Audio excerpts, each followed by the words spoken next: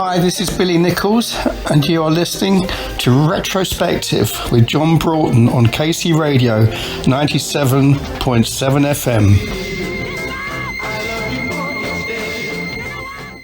FM. Just to begin, you just come back from doing some shows with Ronnie Lane's old band Slim Chance. No doubt you would have. That's right. Yeah, we've just done one in Whitstable, and it's the first proper one we've done for a couple of years now because of what's going on, But it was great. We had a great time. It went down really well.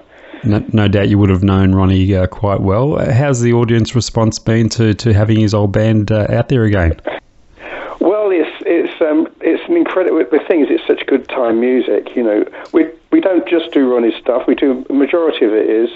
I do a couple of my songs, which I keep changing. And we do a Lead Belly song, or we mix it up a bit, but it's pretty much like a good pub rock, country rock situation.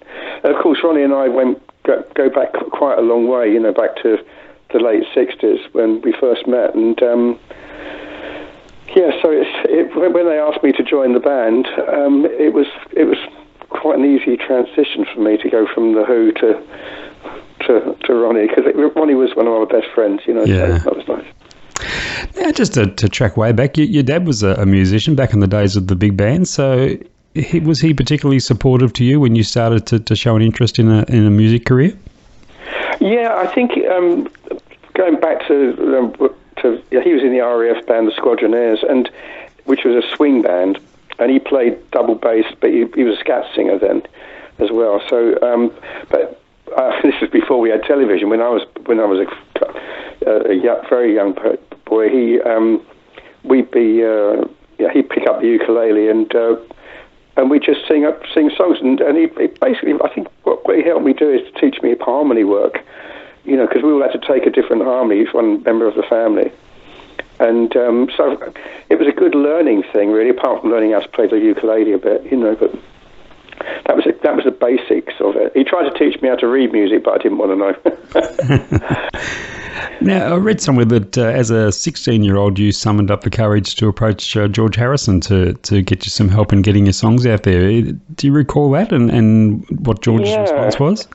Yeah, well, what it was, my auntie had to have bought a Grundig tape machine, and that was one of those, just about 4 different tracks on a tiny little bit of tape, and I put a tape together of my songs, and he lived in Esher, and I lived in Roehampton, which is just a bus ride away, and I plucked up courage to take a tape to him, knocked on his door, and I said, "Could you mind having a listen to this?" And which was a bit nerve-wracking. He said, and he was lovely, and he said, "Yeah, come back next week, next Saturday, and I'll tell you what I think." What I didn't know was that my sister had taped over my stuff, or one of the tracks, and I went back the next week, and I said, "Well, what do you think?" He said, "Yeah, very good. I didn't know you wrote I Left My Heart in San Francisco." And I went, "Oh, no." He said, "No, but what I could hear bleeding through was I really liked, so do it again." And I did it again, took it back, and he really liked what I'd done. So, and then after that, we became sort of friends, and I'd go to Jackie Lomax sessions with him and pick up Eric Clapton on the way on. Just like name dropping now, but and then we went to the Dear Prudence session in Trident Studios in Wardour Street, and then eventually I don't know how, but the tape managed to get to Dick James, who lost the tape. No, that's his publisher, Northern Songs, and because he lost the tape, he asked me to come and do a proper demo of it, which I did, and there was a guy called Caleb Quaid behind the desk. He became one of my best friends as well at that time, and next door was Immediate Records, and somehow it got next door, got to a guy called Ray Tolliday, who was the A&R guy or something like that, publicist, and he loved what he heard, played it to Andrew Oldham, and then Andrew signed me to Immediate Records as a resident songwriter. That's basically what happened, but it was all through George, giving me the confidence, I think, to carry on. I take it from the fact that you made that approach to George that you're an ambitious young lad. Would that be a fair comment? Yeah, but very naive. I mean, I had been writing songs since I was about 12. As soon as the Beatles actually came out, I decided that was what I wanted to do. And then the Who were a local band. They were sort of very happening at that time. But I think listening to the Beatles, that's why I went to see George Harrison. And I did try to get to John Lennon's place, but that was a little bit further on, in another estate near to Esher in Weybridge. But and eventually I did meet him. Apparently he did like my stuff, but I never found out until after he'd gone.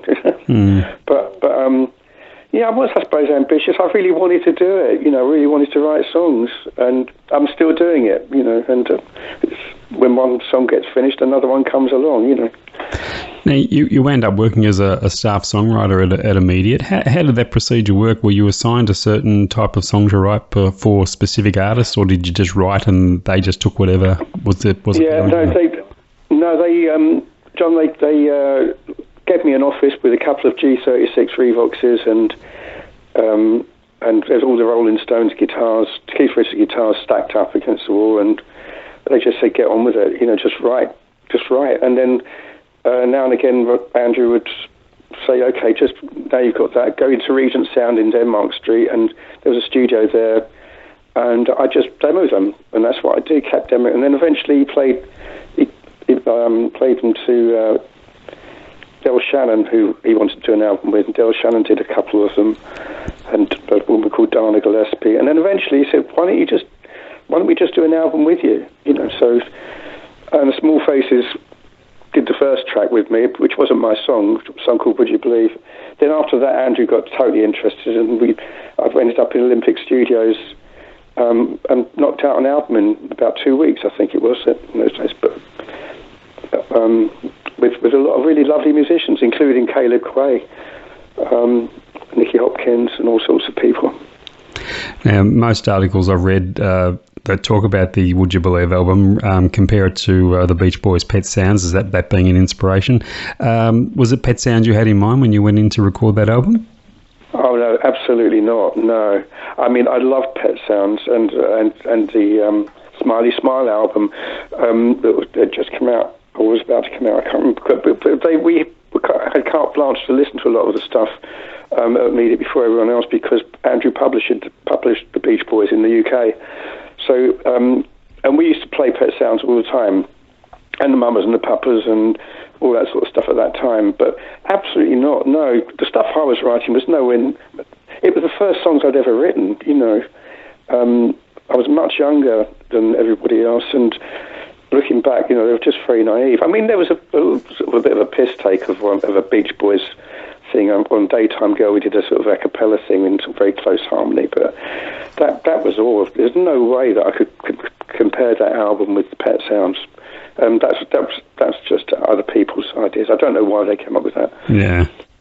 So what's your theory on why Immediate Records collapsed as it did? Considering the artists it had on its books, it really should have thrived. Oh, yeah. I mean, there was so much stuff, and it was like a family as well.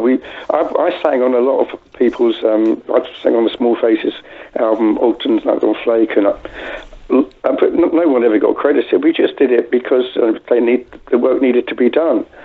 But why it folded, I've got no idea. I was very disillusioned when it did go down. And, of course, Would You Believe didn't even get released. And that's the reason, even though it was a good album at the time, it should have done more. And it was very disheartening to do all that work and then it not coming out, really. Now it's worth a lot of money because it's very rare. There's only about 100 copies printed. But it's not just that. It's because it had such good people on it, and people think it was a psychedelic album at the time, but there was reference to it on one of the songs, but funny enough, I never took acid. So, it's just that they were the sort of songs people were writing at that time.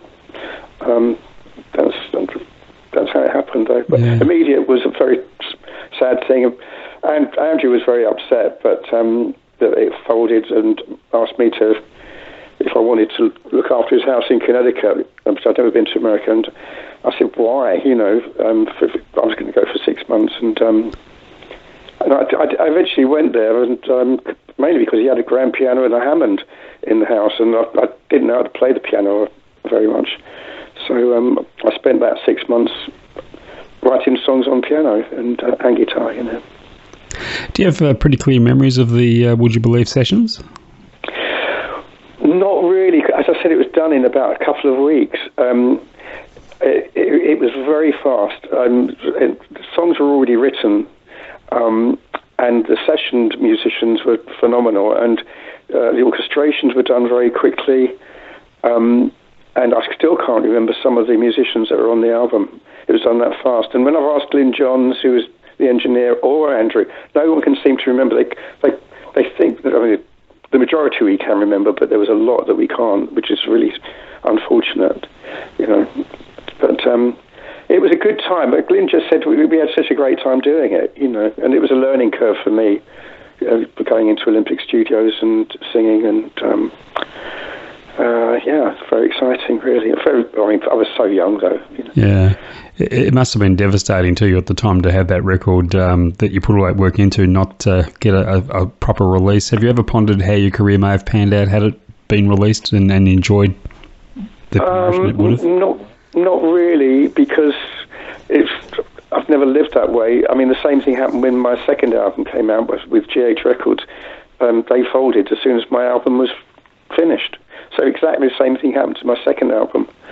And if you look at the history after that, pretty much it happened all the time with me. So, you know, it was just, I got used to these things not actually materialising into anything. You finally got to give it a proper release on your own label some 30 years later. Did that give you some sense of closure over the whole thing? What would you believe? Yeah. Well, yeah, I mean, as soon as I did that, though, because I had original copies of it, so I did a really good mastering job. Of course, as soon as I did that, the other people who claimed it cloned it and stuck it out themselves, you know, so there's nothing I could do about that. But it was nice that it got the recognition it deserved, although, you know, as I said, it should never be compared to something like Pet Sounds, which is a phenomenal album, you know, and I'm sort of embarrassed when people say that, but it's nice that people do like it. I mean, it is a bit of a snapshot of that time, I suppose. Another interesting project of yours was the White Horse album, about 1977, I think it was. Some great songs and some terrific players on that. Did you have some high hopes for that? Yeah, I did, but you know, John, the same thing happened.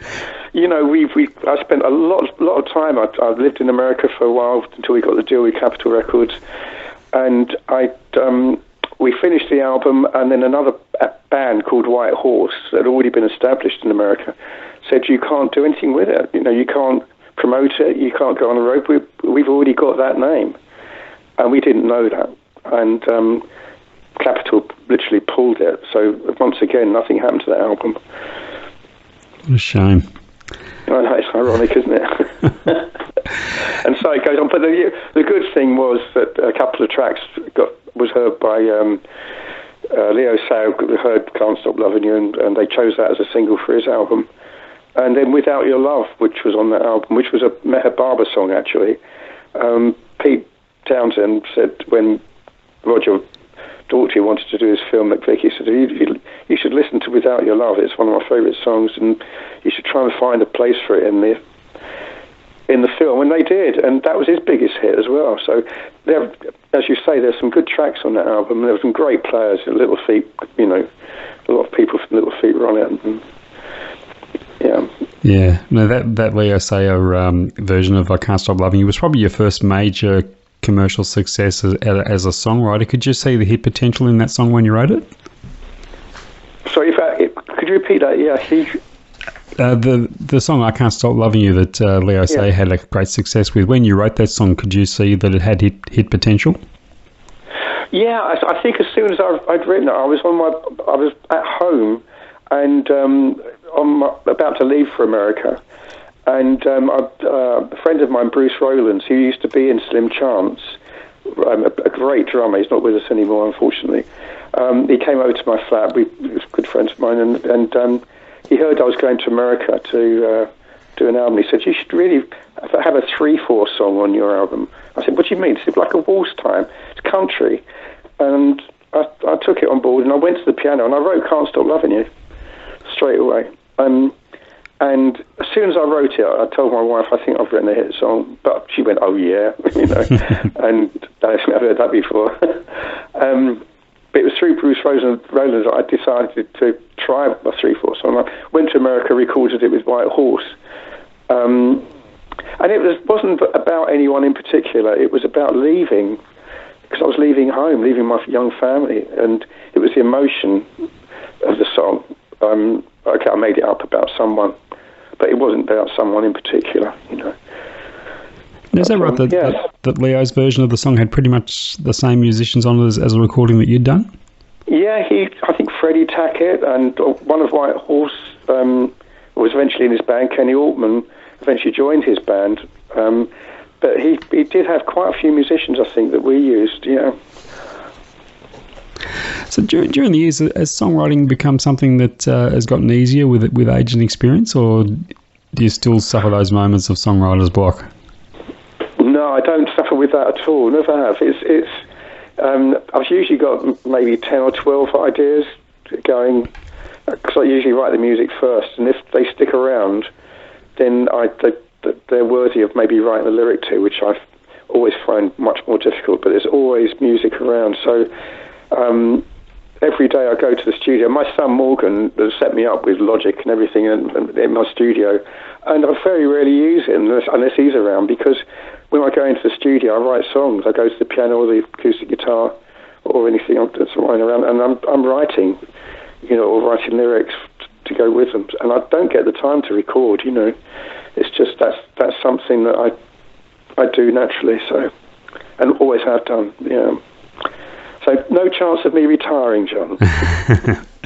Hey, one of the great compliments a songwriter can receive is other artists covering their songs, and you've had that experience quite a few times through your career. Any covers of your songs that of greatest significance to you personally? I think, I suppose those two, "Can't Stop Loving You." Actually, it's just been not recorded, but Taylor Swift has done a version of it a couple of years ago on Live Lounge. She did a nice version of it, although she credited it to Phil Collins, funny enough. Oh, really? Yeah, I'm getting used to it by now, But "Without Your Love," I think, was probably my favourite song, which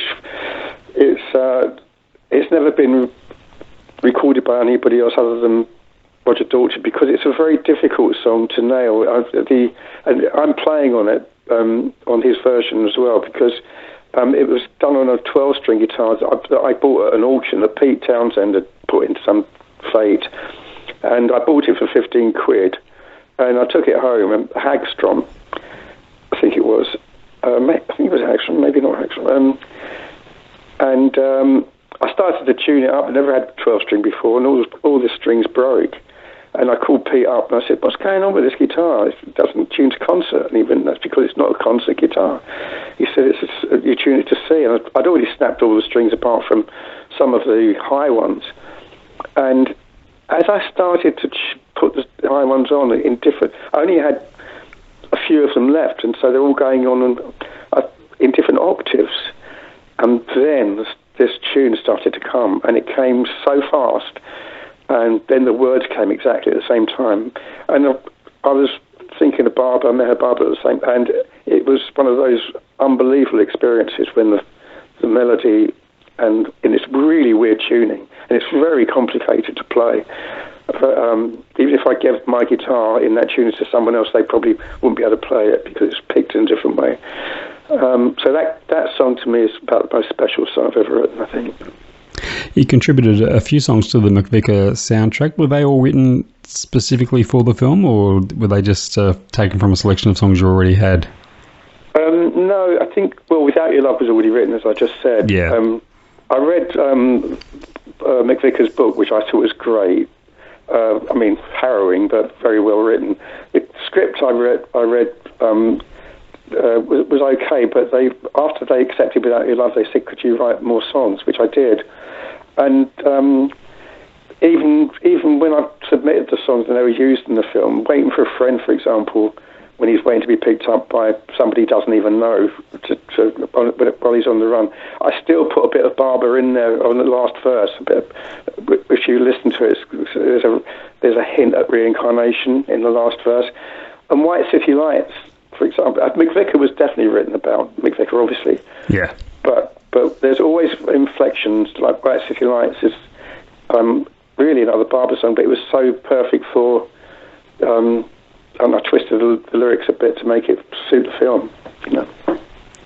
Now, you've mentioned Pete Townsend already. He's been a long-time supporter and friend of yours. How did you first come in contact with Pete? Well, he says that I thought I met him first at Trident Studios when we were doing Ogden's Nut on Flake. We did some of it at Olympic and then some of it at Wardour Street Trident Studios. That same studio where I was told you before I went with George, the Dear Prudence session. And I remember meeting him there, and he said, no, we met a long time before then, and I've got no idea what he's talking about. But so these things get more and more vague as we get older, unfortunately. But yeah, I've known him for a long time, and we got on really well. You know, he's a Meher Baba lover as well, but he and Ronnie Lane became good friends. We lived in Richmond and hung out together quite a lot, actually. And I believe your dads worked together too. Yeah, but I didn't know that until I got home one time. I was out late one night. My dad was up, and I got back in. And he said, "Where have you been?" You know, I was like, I said, "With a guy called Pete Townsend," and he went, "Is his dad called Cliff Townsend?" I mean, do you know, I think it is, Dad. And he went upstairs. He brought down a book of an album, a photographic album from the war, and there is Cliff and my dad in the band. He was in the same band as my dad. But I didn't know that, you know. It's incredible. Until I met Pete, yeah. And so the world gets smaller and smaller. You've toured with The Who on occasions, and it gave you, I guess, an opportunity to experience touring on a grand scale, something you haven't done haven't been able to do in your own career. Any special memories of on the road with The Who?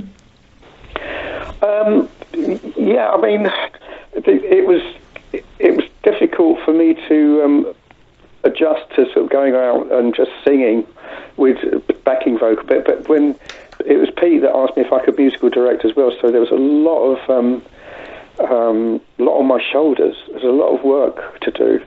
He asked me first to do it with the Deep End Band. That was his first solo project. We did a couple of gigs at Brixton Academy and in the south of France. And so, even though I can't read music, can't read dots, I could actually, love his music. And so he knew that, and he trusted me to help him get the musicians and rehearse. So, and that's what I went on to the Who. I naturally progressed to do that for the Who.